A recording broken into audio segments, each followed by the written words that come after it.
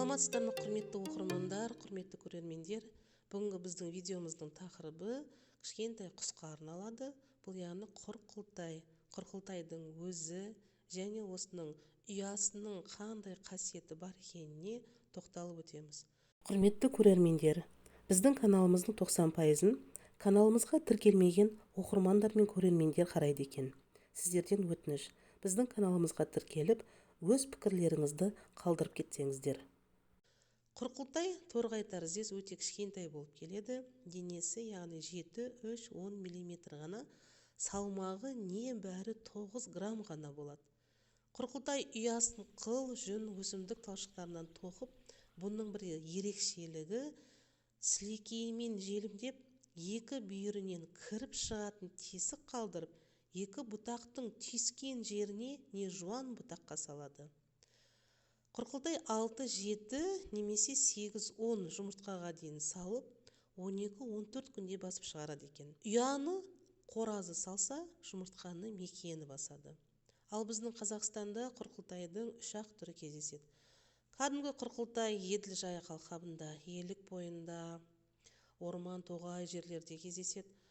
Ал қамыс құрқылтайы Арал теңізі, Сырдария, Балқаш өзен көлдерінде кездессе, Қарабас құрқылтайы Сырдария, Шу, Талас, Тоғайлы алқаптарында өте көп кездеседі. Құрқылтай бұл қасиеті де киелі құс. Құрқылтайдың ұясы көптеген ауруларға ем екенін ғаламторда ашсаңыздар, сонда көптеген мағлұматтар ала аласыздар. Қандай ауруларға ем?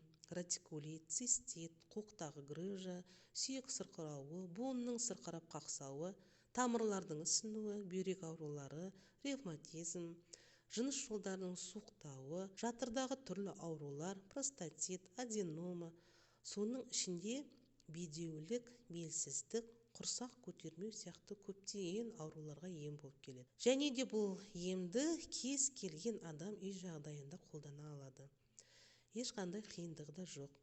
Тек ұяның булауына кешке жатар алдында түскен жөн, өйткені ем қабылдағаннан кейін желге шығуға, суық тигізуге болмайды. Ем 10 немесе 10-15 күнге дейін жалғасады. Міне осы 10-15 күнге осы құстың бір ұясы жеткілікті екен. Ал енді емнің қалай жасалатынына тоқталсақ, оны кәдімгі құрғап кеуіп тұрған адыраспанмен араластырып қолдануға болады. Түтетіп, қымтанып, соның буына отырасыз. Бұл булаудың бір түрі. Әрине сырт көзге көрінгенде басқашалау көрінеді, алайда 3-4 күннен соң шынында да шипалық әсері бар екеніне көз жеткізе бастайсыз. Кейде тіпті бір қолданғаннан кейін-ақ пайдасын көріп жатады. Бір ескертетін жайт, ем екен деп құрқылтайдың ұясын кез келген уақытта алуға болмайды. Ұяны балапаны қанат қағып ұшып кетіп, ұя бос қалған уақытта ғана алуға болады. Ұя негізі шөп пен жібектен тұрады. Құс оны ауыз сілекейімен мықтап өріп тоқиды екен. Кәдімгі әжелердің баласына шұлық тоқығандай шеберлік. Егер қолыңызға ұстап жақсылап қарасаңыз, асқан шеберлікпен тоқылған кішкене тесігі бар себет қапшықты елестетеді. Құрқылтай ұяны кем дегенде 7 метр биіктікке ағаш басына салады. Жерден қарағанда бұл кәдімгі себет қапшықтағы ағаш бұтағына ілдіріп қойғандай көрінеді екен.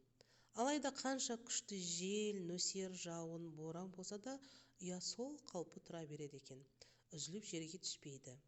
Не желмен ұшып жоғалып кетпейді. Өйткені ұясын тоқығанда жібекті ағаштың бұтағына мықтап байлап тастайды екен.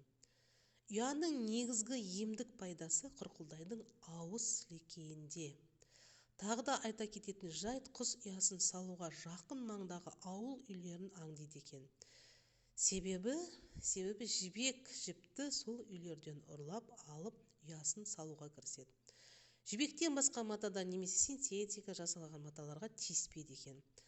Міне сол үшін болса керек, ұясын адамдарға пайдалануға қалдырады дейді. Құрқылтай құсының ерекшелігі адамзаттың арқасында ұя соғып, балапаны ұшқан соң сол ұяны сол адамзатқа емге тастап кетеді. Тап осы күні біздің елде бұл құс өңірдегі тойларда көптеген кездеседі.